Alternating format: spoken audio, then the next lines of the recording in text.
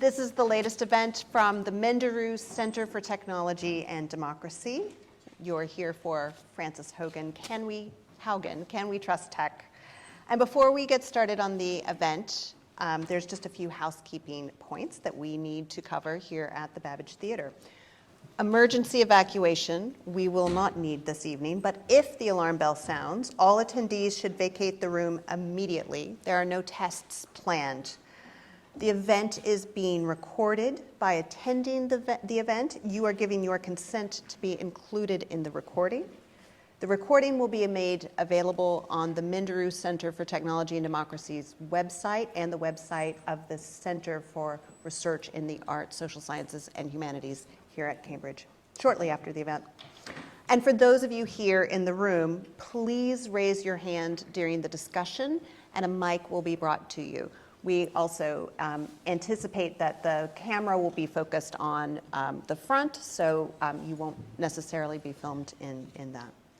So I am Gina Neff. I'm the Executive Director of the Minderoo Centre for Technology and Democracy, and it's my great honor tonight to welcome Frances Haugen and Professor John Naughton to this discussion.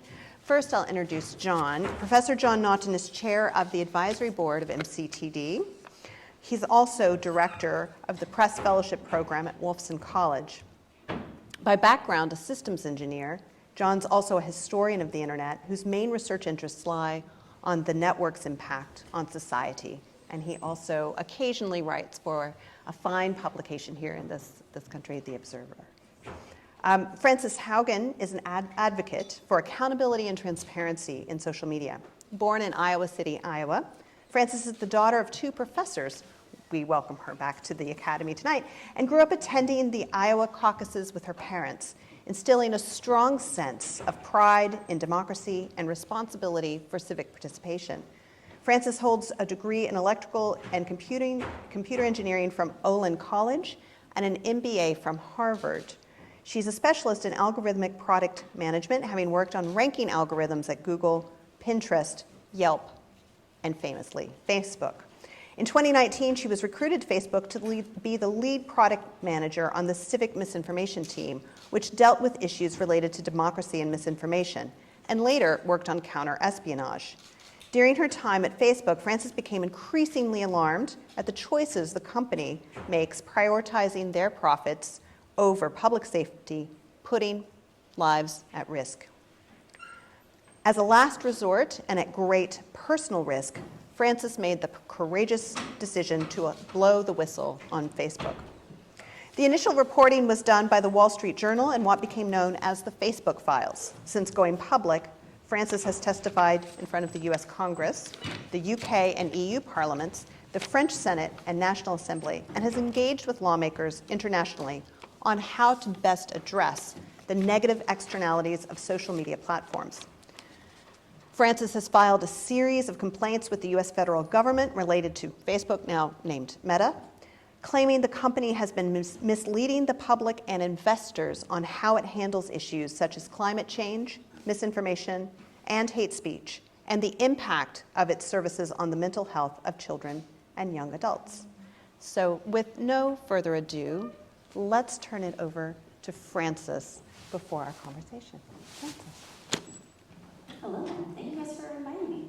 I really enjoy reaching out to politicians and to the academic community because I really believe the way that we got to where we are today is too few people were sitting at the table. That we live in a world today where huge algorithms play a huge outsized impact on society for the level of awareness even the public has on how they operate. If we were talking about any other similarly powerful industry, so let's imagine we were talking about the auto industry, we can buy a car and independently crash it and determine whether or not it meets crash test standards, if it's safe for a child to drive in as it is safe for an adult or a senior citizen. If we were talking about an oil company, we would never ask the oil company if there were some children dying downwind from an oil derrick what they thought the problem was. We would never take them at face value of saying where we should focus our attention. If they said, have you ever considered meteorology? The clouds move across the sky all the time. Maybe the rain is the reason why the kids are getting sick. We would never take them at face value. We would come up with our own hypotheses We would test the air, we would test the soil, we would test the water, we would draw our own conclusions, and then we'd come to them and say, what do you say about this data? What we're facing today is a really interesting social problem, because decisions that were made in isolation by people often with very little context on how the rest of the world works, and very little concern, like because the different functions are so isolated, the people who are advancing these systems often are actively discouraged from considering what the side effects might be. That we end up in a situation where you can make a change to an algorithm that impacts, back then it was maybe 2.5 billion people, back in 2018. Some engineers at Facebook said, hey, people aren't producing enough content anymore. We know if we give them more engagement, they'll produce more content. And this sounds really intuitive. It's like, okay, if we give them more little hits of dopamine, more comments, more likes, more reshares, it's amazing. People make more content. No one stopped and said, well, are we going to distribute different content if our measure of what is good is the ability to get a reaction? And because there wasn't enough people sitting at the table, there weren't enough different kinds of people sitting at the table, it took 6 months before researchers sent into Europe found that on the left and on the right, political parties across the board said, we know you changed the algorithm. Because it used to be that we could post the bread and butter of democracy, like a white paper on our agricultural policy. And it's not like it got the most comments. Like, let's be honest here, it's not that exciting. But we could see from the data people read it. People were consuming it. And now if we put out the exact same content, it's crickets. It goes nowhere. The only content that gets distributed is divisive, polarizing, extreme content, because that gets a fight in the comments. The algorithm thinks that's good. And this has really, really, really serious consequences. Right now, Facebook is the internet. You know, Facebook and internet equals inequality for at least 1 billion people in the world. You know, for a majority of languages in the world today, 80 or 90% of the content in that language is only available on Facebook. There are now many countries in the world where when you poll people on, do you use the internet and do you use Facebook, more people answer that they use Facebook than say they use the internet. Contemplate that. That's amazing. When you combine it with the fact that Facebook has told us that the only thing we could argue about was content moderation, censorship, and the fact that censorship requires us to rebuild those systems language by language by language, and those same places where Facebook is the internet, where people don't get to opt out, those same places are often the most linguistically diverse. I'm here tonight because we all have to fight for a world that's linguistically equitable, because the internet touches us all. And the same people who are paying the highest costs of these systems are the same people who get the least voice to push back. So I'm very excited to be here and start that conversation with you guys, or continue it. Thank you. John, do you want to pick up on a Yeah, I do. First of all, thank you for coming. I should say to the audience that anybody who thinks that whistleblowing is easy has never done it. And we have here somebody who has. And just following up from what you said, given the numbers of bad actors of various kinds who wish to exploit for example, Facebook, do you think the company has anything like the capacity it needs to address that problem? One of the things that made me the most concerned when I worked at Facebook was Facebook routinely encounters conflicts of interest where the employees don't even recognize that conflict of interest has taken place. And this question of, is there enough staffing on X problem, is a really interesting implicit conflict, right? People will say, oh, well, it's so hard to hire. We have as many people as we can put on it. And implicitly, we're not asking the question of, well, would you be able to hire more people if you spent more money on this problem? Like, how much is it worth to actually do a good job on that problem? Facebook, as it stands today, does not invest enough in safety to adequately address the threats that come at it. Does it have the money to do so? Yes, it does. Does it make the choice not to invest in that way? That's also true. And this is a company that proposes to spend $10 billion and put 10,000 engineers working on building an imaginary virtual world in the next 10 years? Yeah, and if you'll notice, so this is before the DSA had passed, they said they were going to hire those 10,000 engineers in Europe, you know, just to dangle the carrot. DSA being the Digital Services Act. Digital Services Act. Yeah. The most significant piece of regulation around the internet, basically passed in the last 25 years, came to a political agreement just a few weeks ago. And I think Europe was very concerned, Facebook was very concerned that Europe might act. And so, yeah, they came out and said, you know, the future, oh yes, there's a lot of unpleasant things about social media today, but the future is this glorious world where we'll all live with headsets on our face. And that's why we're going to spend $10 billion on video games, but only $5 billion on safety.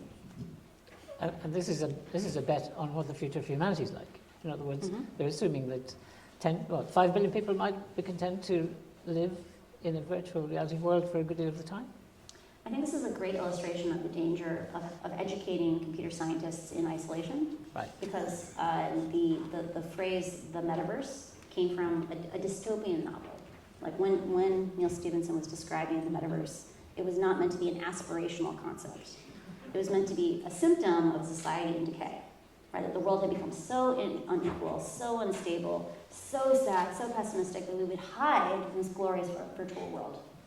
And one of the things that is like actually one of the few treats of being a whistleblower is you get to talk to a lot of journalists, and no one in the world gossips as much as journalists gossip. and I've been told now by multiple journalists that part of why Mark is so confident we're all going to spend all day in the metaverse is because he spends all day in the metaverse now. And I think we need to now, before we start seeing the consequences of making a substitute virtual life so attractive that people would want to spend all day with a headset on their faces, I think we should ask questions now about what does that world look like, or what are the consequences of that world, because we are beginning to go down those tracks. And Thank you. to the critics who might say, okay, fine, but are these problems Facebook problems, right? Surely, you know, the problems of misinformation are just bad actors out there. How do you counter those critics? So Facebook likes to say often, you know, there's always been these bad things in the world. So people have always said things that weren't true. People have always been hateful. There's always been ethnic violence. Kids have always been bullied. There's always been people with eating disorders. You know, this is just a mirror. Like, we're just a conduit. It's neutral. And the thing that we all need to be aware of is that Facebook is not a mirror. It is an amplifier, and it is also an inducer. And so I'll give you like a concrete example that's like a little more grounded than misinformation. Because like I think when we talk about Russia and things like that, it gets a little abstract. If you go into basically any kid's Instagram account in the United States now, all the recommended accounts will be accounts about their school. And there'll be things like confidential pages where you can post gossip to like a Google form, and the owner of this anonymous account will post this vicious gossip about some other child in your school. Or I learned the second one about the principal of my high school. There are now fight clubs on Instagram. So the number one thing he spends disciplinary time on, and this shocked me. I felt very old when he said this. He was like, the number one thing that I spend disciplinary time on is Instagram. And I was like, how is that possible, right? It's an app. And he's like, there is an anonymous account where kids go and pick fights with other kids, and their friend will film it. So one of those two children did not consent to that fight, and they'll film it, and the kids never come forward because they're embarrassed. But this account is just fight after fight after fight that these kids broadcast out. And those accounts are getting recommended as the top recommended accounts because they're high engagement. But Facebook's not a mirror, it's an amplifier. And then that inducement, that's a behavior. Once you put a platform for performativity, humans go and perform. And so in the case of misinformation, you know, not all information gets distributed equally. Good speech doesn't get to counter bad speech because misinformation gets to live in the entire space of ideas. I always like to say it's like the French fries of information. Truth is complicated, it's nuanced. Sometimes it's really unsatisfying. It's the kale of information. It's still delicious. It's just delicious in a different way. And when you have an algorithm that doesn't place any value on the truth, and it treats misinformation and the truth as equal things, French fries will always win over kale. Just going to go back to the metaverse for a minute. Sure. You could view this switch, this amazing kind of strategic switch, as being, well, it could be an attempt to shed the unpleasant skin of a Facebook that's mired in all kinds of difficulties. But could it also be somehow confirmation that Facebook as such is actually declining? So I had the pleasure of meeting with a regulator earlier today, and they pointed out something to me that I had not been aware of, which was Facebook made an announcement a couple weeks ago, like Mark posted on his personal Facebook page, that Facebook was going to make a shift to show you less content from your family and friends. And I was intrigued, because basically every time they've faced a crisis for 5 years, 6 years, they've been like, okay, we hear you, we've got these problems, we're gonna show you more content from your family and friends, because like, the reality is your family and friends aren't the problem. Facebook has run lots of experiments where if you treat all content on Facebook as either being content you consented to, like your family and friends, pages you actually followed, groups you actually joined, or everything else, like stuff your friend commented on and got inserted into your feed, or just stuff Facebook thought you might like, or a group you got invited to but never joined. If you just give people more stuff they consented to for free, you get less hate speech, less violence, less nudity. So for Facebook to come out and say, you know that friends and family thing? No. We're worried you're missing some really good posts, so we're gonna show you less of your family and friends. I think that's a sign that they must be facing huge problems. Like, I'm guessing there's substantially less content from your family and friends than there was a year ago, and that's why they're doing this. Because I do think they're really scared that the future is moving on, that they're having trouble adapting. Like they haven't been able to figure out what is their role in society, and people are leaving. And so I do think they're trying to take the cash while they still have it and try to build the next leg forward. Do you think that might be geographically uneven? In other words, that the decline is in the markets where they derive most of their revenue from users, but it will be continued in poorer markets? And if so, what would be the implications of that? That is, I think, the question of our time. Like if I could make every policy person in the world listen to one question, one answer, it would be that question. And it's because most people are unaware that Facebook makes about $55 per person in the United States and Canada.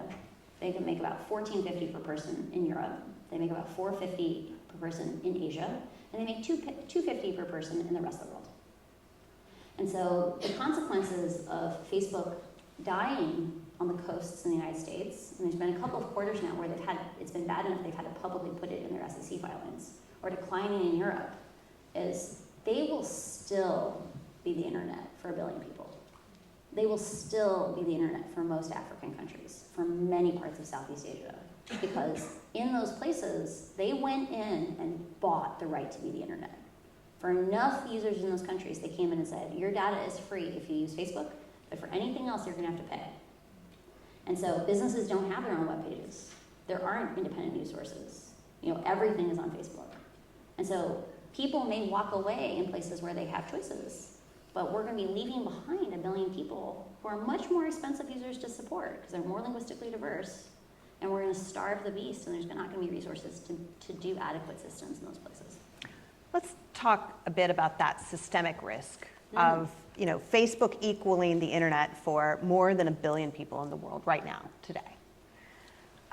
And a company that's done the math, right, or the maths. I knew that would get a giggle. That's why I did it. I speak both languages. Liar. So they've done the calculation that those billion don't count. I think we have to be so careful. So like there's a difference between a mistruth and a lie. Like a lie means you intended to deceive. A mistruth can be you were just ignorant or you were misinformed, right? I think it is a question of Facebook genuinely, actually this is the one. So I'm writing a memoir right now. I have the title, I Want Though I'll Never Get It, which is Love Over Hate. It's a math joke. So like Facebook believes that the way they can tell are they doing a good job is they take all the good they make in the world and they subtract the bad. And they say 95% of what we do is good, 5% is bad, 95 minus 5 is 90, boom, we're that good. And I think what you should be doing is saying it needs to be good divided by bad. Because that way, it doesn't matter if there's only a little bit of bad. You double the amount of bad, you have the overall amount of good. Because in social networks, that's what happens. Like in the United States, 4% of the population got 80% of the COVID misinformation. The average user had a good experience on Facebook. But that 4% showed up at school board meetings screaming. That 4% made death threats on teachers, right? You can't think about these things in isolation. And I think Facebook looks at what they've done for that billion people and they say, we brought online, like the last year that I found data on, they had 300 million people in the world. Their data was getting paid for to use Facebook, right?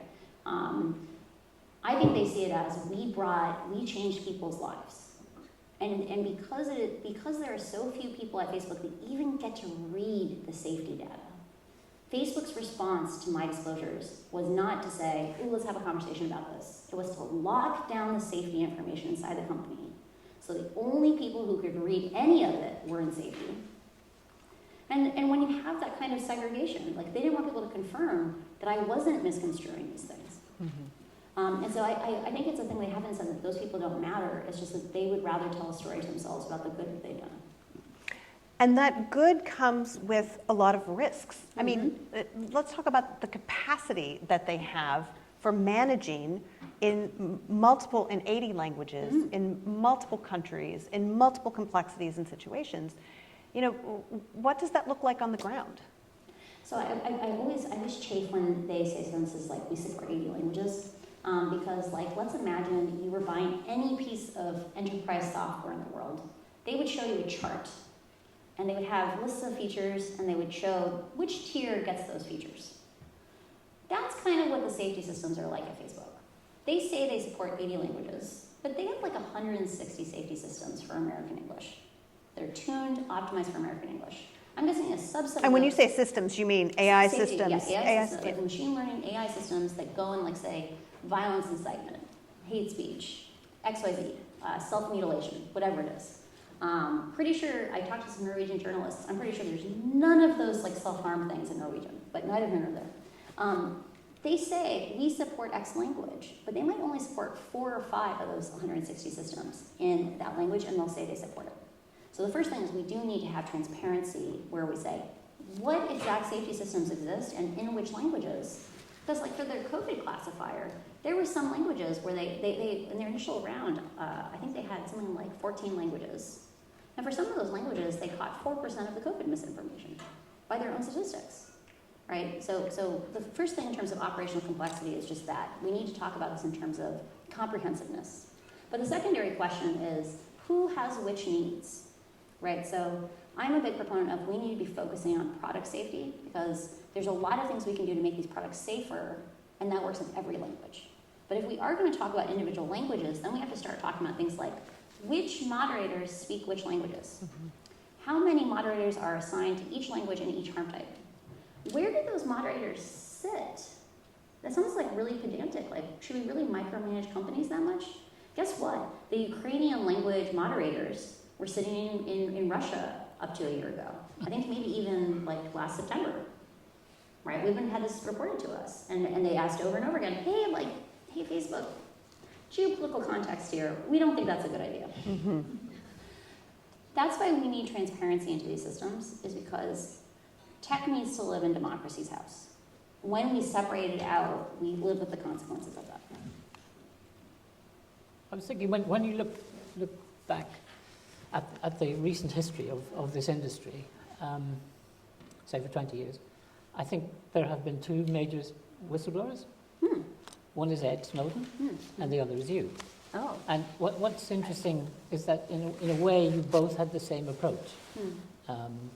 You strategically accumulated a trove of revelatory documents, and you took them out, you left, but then you both chose strategically a powerful conventional media partner in order to make sure that the stuff you brought out actually really makes it into the public sphere. And I think in both cases, I think that was really shrewd. Because WikiLeaks discovered a long time ago that it's not just enough to publish the stuff. You have to have some way of getting it into public discourse. And in both cases, you've done it. And as I was watching the way in which your story developed, the thing I wanted to know, given the chance to see you, was which of the things that you revealed that you regard as important have not had the public purchase that you would have liked or anticipated? I think the the biggest one, this again, so one of the things that I valued about my education was I had the lightest weight engineering degree you could get in the United States, and so I got to take a lot of other classes.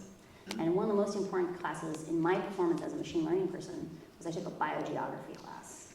In biogeography, you can be like, what does living organisms and maps have to do with like computer science? But it really taught me to think in terms of there's not uniformity in the world, right? To say like, it didn't land. Like the thing that I think is the most important is this idea of linguistic diversity, linguistic equity is really, really important, and machines don't understand it. And unless we talk about it, and unless we demand transparency into it, we will have radically different outcomes. That didn't land at all in the United States. It landed really well here, and that's partially because Facebook spent 87% of their operational budget on misinformation on English. They spent 57% of their hate speech budget on English. People in the United States didn't really understand the significance. They didn't emotionally connect to it. The only issue that really landed there, I felt, was like the teens stuff, like children. Yeah. And so to say that, did it land? I think Europe it really, like the Digital Services Act, like continental Europe, really took the ball and ran with it. And I think it's because they're living with the consequences of it. Like it crystallized their lived experience. But I have felt that like I haven't yet been able to explain into the United States the idea that like in a way that people connected to it, that I really think 10 or 20 million lives are on the line from not caring about languages, right? Wow. Because the most fragile places in the world, places where Facebook is the internet, where you cannot choose to leave, are the most linguistically diverse. Yeah. And their languages that just don't get supported. Okay. So we hold. So, well, just before we open it up, I mean, what's the answer? So, I know you've got the answer. The answer, love over hate, to that equation. Yeah. You've talked about what the human backstop is to the safety systems, right? That Facebook, in terms of being able to open up and evaluate those safety systems, how understaffed they are in terms of human threat and human marketing. What should we here in this room be advocating for? Totally. So I'm going to go like way more abstract to come back. So one thing or be more concrete, I always say any conversation that begins and ends with me is doomed to fail. It's not going to work. But I want to take a step back and imagine a different skill set. So what I'm about to advocate for, I want to first contextualize just with literacy. So if we roll back in really recent time, like I'm talking 1900, like one of the things we discovered in World War I was that if you didn't live in a city, like a big city in Europe or I don't know about the UK, I know this for Europe. If you didn't live in a big city in France, you were probably not literate beyond like maybe 100 or 200 words. It sounds crazy, like as recently as like 120 years ago, 100 years ago. And what we came to the conclusion was we needed to live in a society where everyone was literate, because you can't check power unless people have a baseline level ability to interpret information in context. And that's why things like public education really matter. That if we want to check power, we have to have people have an ability to sit at the table, at least at a very basic level. And when I left Facebook, I felt quite firmly, and I've talked to other people about this, I felt there were at most 300 or 400 people in the entire world who understood how the algorithms worked at places like Facebook and the intersections with the product features. And at that point, maybe 30 or 40 were left at Facebook. And I've talked to people who I consider on that list, and they're like, no, it's more like 200. And no system, no world can exist with systems that powerful with only 200 people who understand them. And so we need to think about how do we bring people to the table. And I'm not saying everyone in the world has to be able to train an ML model or understand an ML model. But we need to live in a society where at least 10% of the population or 15% of the population understands the significance of these issues at a level where they can talk about them, or they can have at least a mild seat at the table. And I feel really firmly about this because we're entering into an era, or we've already entered an era, where technology is going to move faster and faster and faster, and it's going to be more and more opaque to us. Because when we were talking about cars as being the transformation technology, anyone could buy one and take it apart, right? If you didn't like how that engine worked, if you didn't like leaded gas, you could, be like, hey, there's leaded gas, I can see the lead. And now we live in a world where unless it's presented on our screens, we don't get to see what's actually happening behind. And we don't get to see what the representative impacts are. And if we don't figure out the modern ways of doing governance on these systems, we're in deep trouble.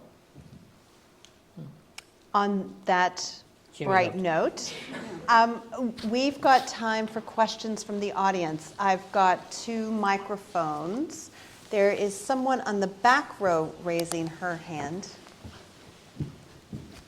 Hi, thank you for the talk so far. I'm quite interested in terms of, you joined Facebook quite late, and I know there was a drop-off post-Cambridge Analytica in terms of staff and recruitment issues. They still are able to recruit a lot of people, and I suppose I was wondering what you thought you were getting into, what sort of made you change, and really maybe your thoughts on why staff are still staying there, because if people are dropping off in sort of developed countries. Just be interested to know that. Thank you. So Facebook is full of kind, conscientious people who do think they can make a difference. I joined in 2019, kind of almost by accident. So if you have more than 5 years of experience in Silicon Valley and you're a software engineer, data scientist, that kind of thing, you will get contacted 4 times a year. Like someone will reach out and be like, hey, there's this thing called Facebook. Have you ever thought about working there? And usually I ignore those emails. And on a lark, kind of snarkily, I was like, the only thing I would work on is misinformation. And the recruiter came back a couple days later. She's like, oh, by the way, we have this civic misinformation job, by the way. And I totally slow walked them because I felt very, very conflicted.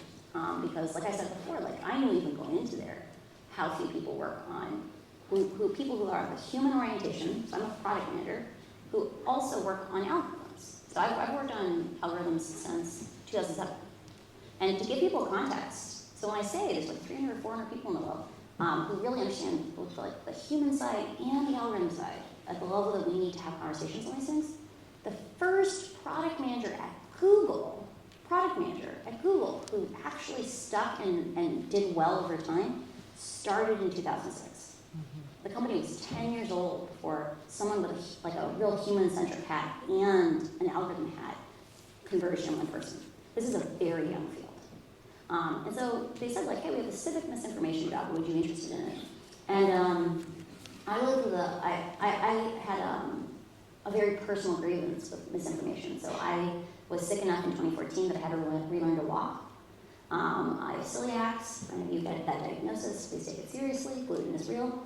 And I got malnourished enough that I got paralyzed beneath my knees. And so I had to relearn to walk. And I had this assistant I hired who helped me with a bunch of stuff. And he started doing things like taking me walking 5 days a week. And he was into lifting. And he taught me how to eat protein and all these different things. And I really feel like I owe my life that I live today, that I really enjoy today, to him. And in 2016, after Bernie lost the nomination, he went off the deep end. He kept going to darker and darker corners of the internet.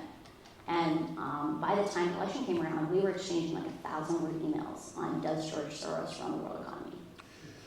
And our conversation ended when he was like, do you even read your own citations? These are all from the mainstream media. And it was such a loss for me because he was a smart, college-educated, funny, compassionate human being. And even he couldn't resist misinformation on the internet, right? And so I never wanted anyone to feel the pain that I felt losing him because he was like a little brother figure to me. And so they offered me this job, and I slow walked it because on one side I felt I needed to do it, on the other side I was like, this is going to be a really unpleasant job. And I ended up getting there, and within 2 weeks I was like, oh my God, I'm way in over my head. Because I thought I was going to work on misinformation in the United States, right? Because I had all the same cognitive biases that every other Facebook employee did. I lived in Silicon Valley, I'd only worked at a big tech company. I hear misinformation, I hear 2019, I'm like, oh, clearly we're prepping for the 2020 election. That's clearly what this job is. And no one had ever clarified with me in my entire recruitment process that no, I was only going to work on misinformation in places without third-party fact-checking, which is most of the world, right? Because most of the third-party fact-checking budget was spent on English, and mostly on the United States, not even on Britain. They never disclosed any of those stats for a reason. And within 2 weeks, I was like, this is not a problem. This is like a civilizational problem. Because in world history, we've only had periods of mass literization, condensed mass literization a few times. right? Like the printing press was not actually disruptive. Teaching people to read was disruptive, right? Like 40, 50 years after. Martin Luther comes along and is like, we have to teach everyone to read, even women, right? Everyone must read the Bible, like, otherwise you won't go to heaven. And along with that came misinformation, right? We had pamphlets on witches. Do you know if your neighbor's a witch? Do you know what you have to do if they're a witch? Simple solution, rhymes with dire. And no one seemed to understand how serious this was. Like 50% of messages sent on Messenger in Myanmar, where the UN said there was a genocide caused by social media, were voice messages. Like it really is. People are becoming literate to use a system that was not designed for communities that have just begun to process information in this way. And so, the internet was designed for people at Ivy League universities, right? And I was just really shocked that we had like 2 people working on digital literacy, so. And just to follow up that, if some friend of yours came to you and said, I've got a daughter, she's just got a PhD from Cambridge in machine learning, she's very bright, she's been offered a job at Facebook, what would you say? Would you say she should take it? So I always say it is possibly to be an ethical person and work at Facebook, and it's important for good people to work at Facebook, because like I said before, these systems are very, very opaque, they're very, very complicated. We have done some rights to the Digital Services Act. We hopefully will pass the online safety bill in some form, and we'll get some rights via that. But we will need good people to have their eyes open inside these companies and learn how they work. Like, I personally think we should be funding public fellowships where people work in these companies for a few years, if we could ever talk our way into this sort of thing. And when you say people, is that policymakers? The public needs to fund fellowships to go in these companies, because the only way we understand these systems is working with these systems. And if someone's daughter had a PhD and was interested in it, one, you will make lots of money. I encourage you to live well beneath your means, because that will give you the choice to follow your conscience. But it is a thing where we need people to go and understand and bring it out, because these systems will change where our civilization goes. And if only people who have no interest in the public good work there, we will lose that opportunity. There's another question. I was going to take one on this side. Oh, do we have to? We only have one room, Mike. I can also receive questions. Yes, please. Thank you.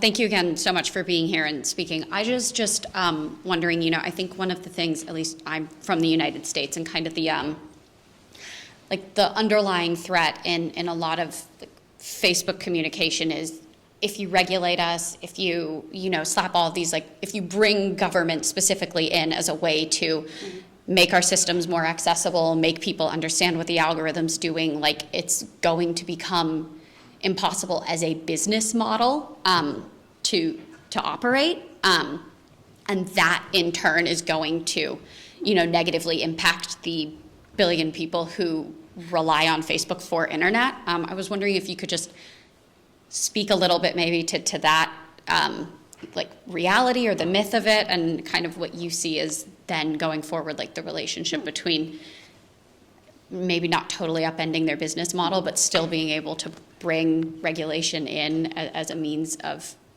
moderating. Will regulation ruin the business? Yeah. So I think that the word regulation is a huge umbrella, and it covers a lot of different things. And I don't support regulation that says you are not allowed to have X kind of content. Because the reality is AI, artificial intelligence, machine learning, is incredibly bad at, in a high precision way, being able to say, this is hate speech, this is misinformation, this is of democratic importance. It's incredibly bad at doing that in a precise way, because the language is so ambiguous, and there's such a continuum of classification. If you do regulations like that, it will make it almost impossible to run a business. I totally agree on that. If you're talking about things like saying you have to give researchers and civil society groups access to your data so they can ask independent questions, you have to publish what risks you know about and tell us how you're going to address them, and you have to do these kinds of things where you have to basically give people options in terms of using your product. You're still going to be profitable. You're still going to exist. You probably will actually be more long-term successful. I always like to say that. People think I don't like Facebook. I'm actually trying to help Facebook be long-term successful, because right now they're optimizing for the short term so much that they will fall off the edge. And so remember, regulation in general is meant to help people move away from just thinking short term and do things that are more sustainable. And so no, I don't think it'll threaten it. Remember, Facebook has enough money that they're doing 75 billion, 9 zeros billion, not British billion. I'm always confused on these things. A huge amount of money, $75 billion worth of buybacks, stock buybacks, lighting the money on fire over these 12 months. But they're spending $5 billion in safety. So even a world where they spend $15 billion in safety, it's not like their business is in profit. So, when you can just repeat questions, we'll go faster. Okay. Yeah, right here in the white jacket. A few of us in the room recently had a talk with someone who used to be a director at Facebook quite early on, no longer is at the company. And when he was questioned about, shouldn't be doing an agenda there, and they were questioned about the materials that you leaked, and said that this was part of a standard process, that they were very thoughtful people, as you said already, who came up with these reports all the time and wanted to try and make it better. And then it went across many people's desks. And so it wasn't that they were being ignored, but just simply that there was just so much going on as part of this normal business process. What would you say to this person? That's such an interesting answer. Is this business I'm normal? going to repeat it back. So I said, very interesting question. So he said he met with a director who used to work with these companies, and he said all these reports were just part of standard business operations, that they were made in the routine course of business, they went across lots of desks. It's not that they were intentionally ignored, it's just there was so much going on. And I'm guessing the comms team doesn't like that answer, just let me know. A repeated thing that happened at Facebook was they would very, very minimally staff teams, even critical teams. And it's because, and this is a real contrast with Pinterest. Like Pinterest struggles with hiring even more than Facebook, right? But Pinterest is very intentional what they do and they don't do. And Facebook, on the other hand, when they struggle with hiring, they still try to do every possible thing under the sun because they're so afraid that someone's going to come from behind and eat their lunch. So I totally can believe with him that that report may have happened. It might have even gotten escalated a little ways up the chain. But there's definitely an internal culture where if you complain too much, you get marginalized. If you're too negative, you get marginalized. If you don't give people excessive amounts of benefit of the doubt, you get marginalized. And so it's one of these things where I recently reread Václav Havel's The Power of the Powerless, and they talked about post-totalitarian systems. So totalitarian systems rule through force, post-totalitarian systems rule through ideology. And the difference between ruling through brute force and ideology is ideology can heal around injuries. So if you start questioning the ideology, like the idea that Facebook isn't just a mirror, that these things are just not normal, or you question, shouldn't we spend more on hiring people? Because then we wouldn't have to be like, oh, there's just so much going on, we didn't have time. If you raise these questions, you will get healed around and you will get pushed off to the side. And so I totally believe that he believes that earnestly, but it doesn't mean that it's okay. Is this what you think is happening at other tech companies with their critical safety teams and critical researchers?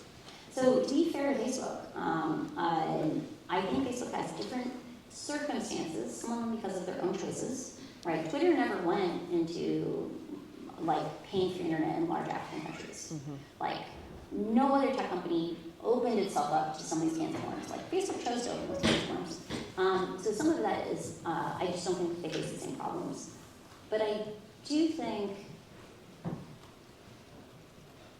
don't think there's the same incongruity where there's these entrenched, I don't think there's any similarly successful company in Silicon Valley that is as toxically viewed and yet is able to continue to maintain it. Maybe Palantir? Palantir, though, does do places where it adds real legitimate social value. I don't know. Yeah. Could I just ask the question for a minute? Did your friend, the ex-director, did he ever read Andrew, what's his name, one of the senior executives in Facebook, whose name I can't... Oh, Bosworth? Andrew Bosworth's memo? The ugly truth? I'm paraphrasing, but it's worth reading if you wanted to. It went to everybody, and the memo says, I'm paraphrasing, what we do is we connect people, period. And sometimes by connecting people, bad things happen, including people dying. Yeah. But that's neither here nor there. We connect people. End of story. Well, it's again that question of, is it love minus hate or is it love divided by hate? Right? Because the way he phrased it in that memo is, the most important thing we could do in the world is connect people. Like it does not, it's not even so much that sometimes people die, it says it doesn't matter if people die. Connecting people is so important, so transformational, that those deaths are collateral damage that we should embrace because connecting people is so important. There's a question in the front.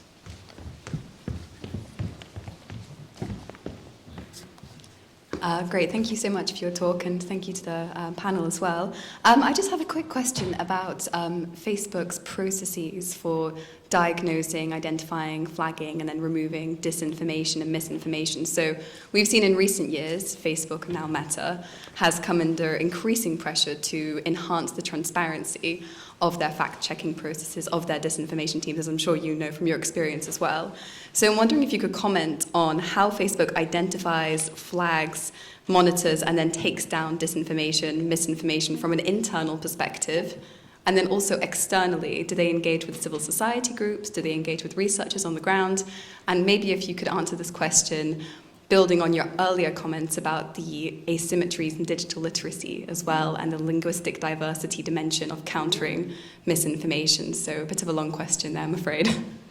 So in the wake of the 2016 election, Facebook took a long look in the mirror and said, okay, we should probably do something at least about viral misinformation. So targeted misinformation is about twice as common in prevalence in terms of impact, but it's a harder problem to solve. Let's focus on viral misinformation. Also because it makes us look bad. These things show up in the news, things like Tide Pods. Like, we need, when these things happen, it's like every time it happens, it increases the chance that someone's going to step in and do something. And so they made a very clear decision. They said nothing on Facebook is false until a third party says it's false, because we are not the arbiters of truth. And so they went out and they recruited a bunch of people and formed, it's like a standalone entity. It's like the International Fact Checkers Union or something like that. I should learn the name of it, I don't remember. And they are an accreditation agency that accredits fact checkers. And Facebook has a budget they spend every year where they hire journalists. They pay them something like $5,000 a fact check. It's like a lot of money. It's like $3,000 to $5,000, somewhere in there, to pick individual stories out of Facebook. And there's an internal terminal where it used to be you could just see the most popular stories on Facebook. And this was a problem because it takes the fact checkers a couple of days to do the research, make the phone calls, do those things, to be able to write a fact check and say, no, this is not true. And in the first 3 days a story is out there, they get 75% of the distribution it's going to get. So if you don't act until that far in, it's too late. It's already done the distribution it's going to get. So they added in the second term, which is the predicted, like what's the predicted reach of this item? Like, what do we think it's going to get if you don't set it? So we could get a little lead time to get in and talk, try to dismantle it a little sooner. And the fact checkers are not told what to fact check. They can use whatever criteria they want to. They fall into different categories. So some of them speak different languages. So overwhelmingly they spoke English at the time that I left the company. Some of them have specific focus areas, like maybe they do medical misinformation, maybe they do climate misinformation. There's like a couple of stakeholders where they are fact checkers who do a specific area. And beyond that, they let the journalists choose what they want to. And once a fact check is written, they have a system where they go and they try to find that exact link across Facebook, and they will take that down. If it is a match on something, so like let's say there's another article that is clearly just repeating the same thing, it's not the same page, they try to cluster those into a single cluster. And I think there are ones where if they're not confident it's part of the same cluster, but it looks likely, I think that's when they demote it, but I'm not sure on that last bit. I know sometimes they demote things instead of taking them down, and so I'm not sure exactly what the criteria on that. That's the general operational process. Let's take one more here in the middle. Hi, so one of the things you've talked about in the past, and it's a unique thing about Facebook, is that Mark Zuckerberg himself has a lot of control. In fact, he's basically the king. And he's spoken also about how he wants to fix various things about Facebook, but in my view, they don't necessarily get fixed. So I was wondering if you could talk a little bit about what you think is happening in his head, and what his intentions are, and are they genuine, and how does he end up not following through? So I'm not a psychologist, so I can't diagnose him. He is such an interesting character. So I've never met Mark, as Facebook likes to say. I've never sat in a C-suite meeting. But I do know that Mark missed out on a lot of really foundational human experiences I think are important for being a good leader, right? He became CEO of Facebook at 19. No, I'm serious, he left college. He left college at like 19, probably after not having taken a lot of things other than CS classes. And he got to be the boss from that point on. You know, in addiction communities, they talk about the idea that, you know, someone who starts drinking when they're 16 doesn't really emotionally mature beyond that point because they use that crutch instead of facing the uncomfort whenever they face uncomfort. They don't get a chance to grow. And I talked to someone about how, you know, Mark Zuckerberg had a really traumatic 2016. So in April of 2016, he was in Africa, and they were literally holding parades for him through the city streets in places like Nigeria for saying he was the savior of Africa. That he was bringing internet, he was bringing people to the future. You know, the Arab Spring had happened a couple years before. We were like, oh my goodness, Facebook's gonna like topple the dictators around the world. Like, he was riding high, one of the richest men in the world, and you know, 7 months later, we said he's ruined democracy. And I think he really, really struggles. I think the reason why he's spending all day in the metaverse is, no, let's have compassion here. Hurt people. And why I refuse to like demonize Mark is until Mark gets to heal, he's gonna keep hurting us. And I think the reason why he's running away into the metaverse is when he goes into a cafe, if he goes to a restaurant, I think people grimace at him. And that has to be hard. And the part that I find so sad about the whole thing is Nick Clegg. I'm willing to be critical about Nick Clegg. That did get a laugh. You're just playing to the audience. Okay, I'm getting there. So Mark Zuckerberg had no clue when he was 19 what he was stealing from himself by setting on the course he went on. He probably even today doesn't understand fully like how he's suffering. He might not even be able to identify the pain he feels, right? But Nick Clegg is whispering, so Nick Clegg is his global head of communications or policy, and he's telling Mark, and we know this because Mark has gone on podcasts, he's telling Mark, people are just jealous of you. You're so successful, you're so rich, you've changed history, they're just so jealous, that's why they're so critical. Or he's saying things like, you know what? You're going through a really big growth experience right now. Like Mark has said this on things. He goes, you know, I've really grown the last few years. I've realized that sometimes you have to accept you're going to be unpopular if you stand up for what you believe in.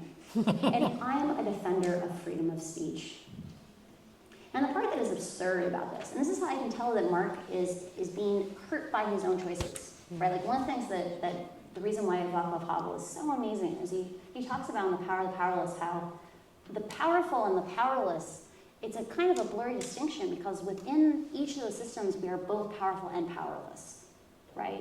That ideology both oppresses and causes, and we are the oppressors and the oppressed. And in the case of Mark, like, he has solutions he could use today to reduce misinformation that don't touch content. Like if we said, Alice writes something, and it lands in Bob, her friend's feed, and he reshares and it lands in Carol, her friend of friend's feed, and she reshares and it lands in Dan's feed. Dan and Alice don't know each other, but we don't treat that reshare any differently than if it was a friend. Dan has no idea what else is. She could be a Russian agent. If it was 100 hops down the chain, we'd still treat it exactly the same as if it were her friend. If you just say, hey, if it gets beyond friends of friends, you can still say whatever you want. It can be horribly hateful, it can be misogynistic, it can be violent, it can be nudity. You can do whatever you want, but you have to choose to do it. You can't just hit reshare anymore. We're going to value intentionality. We're going to value humans in the loop. You can copy and paste if you want to keep saying it, but you have to choose to do that. That is the same impact on misinformation as third-party fact-checking. Only we didn't choose which ideas were good or bad. If Mark is a defender of freedom of speech, if the reason why he's suffering is because he stands up for freedom of speech, why doesn't he do that? And the reason for that is it's going to cost him maybe 0.1, 0.2% of profit. There's some countries in the world where 35% of what's in the newsfeed are reshares. And I'm guessing those are also probably more fragile countries, because it's usually lower literacy populations are more dependent on reshares. And so it's one of these things where Mark is really, really isolated. He's surrounded by people who have made the choice. They know if they tell him hard things, they'll get cut out of his life. That's not a strength of his. Like, we shouldn't laud him and say, good job, Mark, you've cut people out who told you hard things. But we should be empathetic that he's partially there because we let him go there, right? He ended up there because no one dislodged him. No, we didn't do greater pressure to say, you can't be CEO in German. And so I really think we need to, one thing is we're asking the SEC is like a possible remedy is just to say he needs to sell some of his shares, right? You don't even need to take them from him. You just need to say you can't be CEO anymore. Well, here's some good news then, Yeah. for you. I made the comparison earlier on between you and Ed Snowden, because you're the two whistleblowers I know and admire. I have better hair. In Ed's case, Yeah. I mean, the consequences for both of you, I was Yeah. thinking of it, okay? In Ed's case, he has some really dangerous adversaries. Oh, yeah, unquestionably. The good news Yeah. is that you only have Nick Clegg. Yeah. It's actually interesting. I have open DMs on Twitter, and I don't even get harassed on Twitter. It's miraculous. Thank you so much. This kind of speaks to what you were saying about Nick Clegg and the policy side of things. I know Facebook doesn't spend enough resources on moderation, but they do spend a lot on lobbying. And so I was wondering, like in the United States, it seems a lot of politicians outwardly are very against Facebook, and they say a lot of negative things about it. And yet there's been some very good legislation that's been kind of put forward, and it seems to have like no political future there in terms of regulating Facebook. And so I was wondering if you could speak a bit about, like, from an insider perspective, the extent of money that they sink into, like, the Washington office, and how much corporate capture there is in the political space. So the question was, they don't spend a lot on moderation, but they spend a huge amount on policy and comms and lobbying and questions around political capture. A lot of what I want to work on is around education. Like, if we were going to teach political scientists a class on social media and algorithms, how would we do that in a way that was meaningful, but you could also have a class that you could take if you're an English major or a political science major? Like, you don't have to be great at math. Because I do think there's this thing right now where DC is really, really, really dependent on Facebook telling it how to solve Facebook's problems, right? And it's because you can take 0 classes in the world today on stuff like the cutting the reshares at 2, right? Like 2 hops down. There's a huge amount of dynamics in these systems where you can just down modulate the 1% most extreme users. Like, the top resharers reshare 30 times a day. The typical user reshares once every other month or something. Why should we treat someone who does 30 reshares a day? Why should their reshares be the same value as someone who does it once a month, right? We don't have the language. We don't have a public muscle of accountability because we've never gotten to build one, because the information was always locked behind screens. And so I think there is a path forward where we just need to flood the channel on the policy side. Like, every single member of the House of Representatives deserves to have an intern who could adequately inform them. Because right now there are none. And Facebook goes in there and poaches out of these Senate staffs anyone who starts to build a competency. And I think that's actually the greatest danger on the regulatory capture side, is that we're forcing people to learn on their jobs about these fields. And as Facebook knows, if you are willing to put the legwork in to work on this for a year even, they're going to come in and offer you 2 or 3 times your current salary to stop learning more and come to work for them. And I think as long as we are dependent on them, on Facebook for telling us how to discuss Facebook, we're not going to move forward. Last wisdom for this audience, sitting here in Cambridge, what can we as individuals do? Gotcha. So I think the only thing I didn't talk about tonight that it's a thing where, like, we need to continue. Yeah, I'd say there's. I'm a really big proponent of the idea that politics begins with conversations, right? There's this idea of political activity and pre-political activity. And most people only know about the idea that, like, Facebook's put a huge amount of money into saying the only thing that matters is content moderation. You know, they spent $120 million endowing the oversight board, which only gets to make decisions about censorship. So talking to people about the idea that we have lots of solutions that don't involve content, but they involve, we need transparency. The online safety bill right now, this is probably the single biggest impact thing you guys can do. We have to put in the law transparency on day 1. Or instead of saying Ofcom's going to research for 2 years whether or not to give data access, It should be, we're going to spend 3 months after law passage on how to do data access or how to do certification of which academics, which civil society groups. Because the reason we're dependent on asking Facebook, what should we do about you, is because we can't ask questions independently. We have to have data on day one. You have to contact people. You have to keep pushing on them. The secondary thing that I didn't talk about is I talked a lot about the Global South today. And it's really easy to say, you know, I really care about the Global South, but it's so far away. I don't know if it really impacts me. It's like really sad, but it's tragic. The reality is, places like Ethiopia have already said, hey, we just had an ethnic violence incident caused by Facebook, or at least grossly worsened by Facebook. Facebook let us down. They didn't have language support for most of the languages in our country. They only did it at the last minute, really haphazard. This has been so disruptive. We're going to get rid of Facebook. We're going to build our own thing. And they literally said, this is quoted, I think in The Guardian, like the whoever was in charge of in Ethiopia said, we think WeChat is the model. This is like social media in China. We are not aware of it yet, but we are about to face a new Cold War, right, between the free internet and the authoritarian internet, or I should say the libertarian internet and the authoritarian internet. The libertarian internet is leaving behind people. And the consequence is places like Ethiopia are trying to build these things, and I think they're going to find it's either way more expensive or hard to do it than they thought it was, or it's harder to maintain it, or any of these things. And I think they're just going to turn to China and say, you've spent tons of money and time thinking about how to run a safe version of social media. And we're going to look up in 10 years and realize we just lost Africa to having an authoritarian internet. And that impacts all of us. It really changes the course of human history. So we have to be having these conversations. We have to be pushing it forward. We have to be talking about these things because we still have time to live in a different future. So, thank you. Thank you.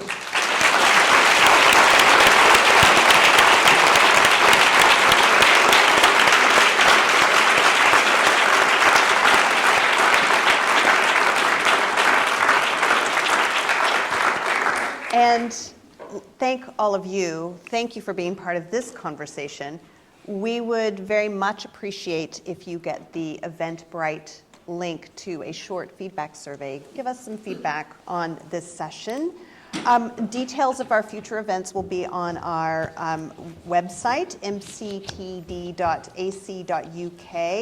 We also are going to have a briefing on June 16th on the police use of facial recognition in the UK and whether or not police forces are meeting those minimum standards that algorithmic experts on ethics and safeguarding, if they're able to meet those standards. So that's our next report and event. More information will be on our website forthcoming. Thank you again for joining us today, and thank you again, Francis.